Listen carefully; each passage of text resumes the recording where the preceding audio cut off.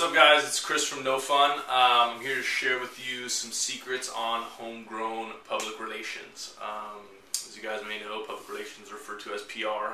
There's tons of PR agencies out there. You can pay tens of thousands of dollars a month to basically get you out into the public. Their job is to get you into the press. What you may or may not know is that you can do this on your own. To illustrate how you can effectively do homegrown PR, I'm going to tell you what we did with one of my sites, carsforgrand.com. Basically, we sell cars for under $1,000. Duh. The first thing you want to do is create an angle. Why would someone be interested in your story? Why would people want to listen to you talk about your site? Hopefully, you've already kind of got an elevator pitch down about your website. When someone says, hey, what do you do for a living? You hopefully have something that you say to them. Like, hey, I have this website that does blah, blah, blah, blah. What you want to do is make that as interesting as possible. So yeah, we have a used car website that sells cars for $1,000. That's a catchy angle, but it's not catchy in itself enough to generate, the interest of a TV station. So what we did is we created an angle. We created an event. We bought one of the cars off the website for $900, a '74 Pontiac Le Mans. And we drove it from San Diego to Miami. It was kind of the longest distance we could drive, the most ridiculous situation, the craziest situation that we could create. And that kind of, it worked. But what you want to do is create an angle. I don't care if your website is about bake pans.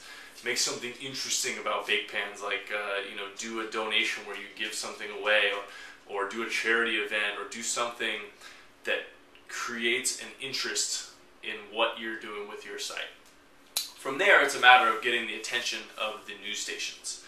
And what we did is we just whipped up a short and to-the-point press release. All these news stations are covering Barack Obama and world terror and swine flu and all this crazy stuff. And you want to try to slide your little story about your website in there somewhere. You need to make it short, to the point, and interesting. Why do they want to cover your story? Put yourself in the shoes of the newsroom and say, hey, what story would we want to cover?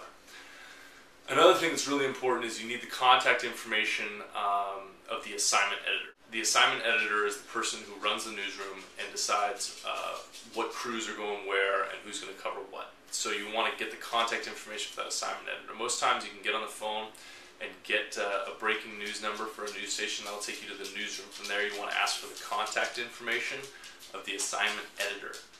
And that's who you want to send your press release to. You only want to send it to them when you're really ready to be covered, because they're not there to mess around and waste time.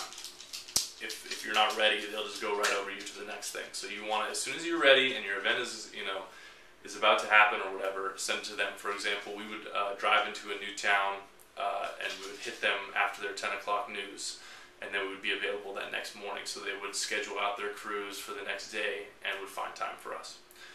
So once you have a catchy angle and you've got the assignment editor's contact info, you're ready to rock. Just go ahead and hit them up and hope for the best. Honestly, you're not going to succeed every time, no matter how catchy your stuff is. We got turned down in a couple cities where we thought it would be a slam dunk.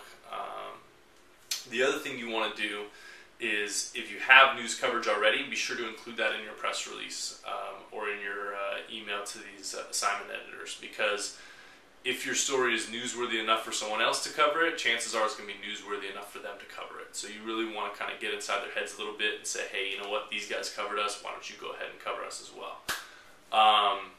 It's not easy.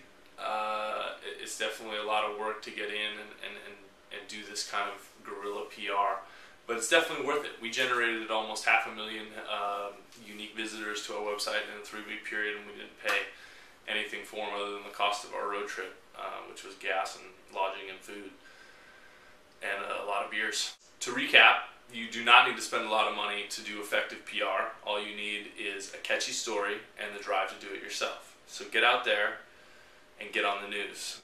If I can do it, you can do it. Unofficial production.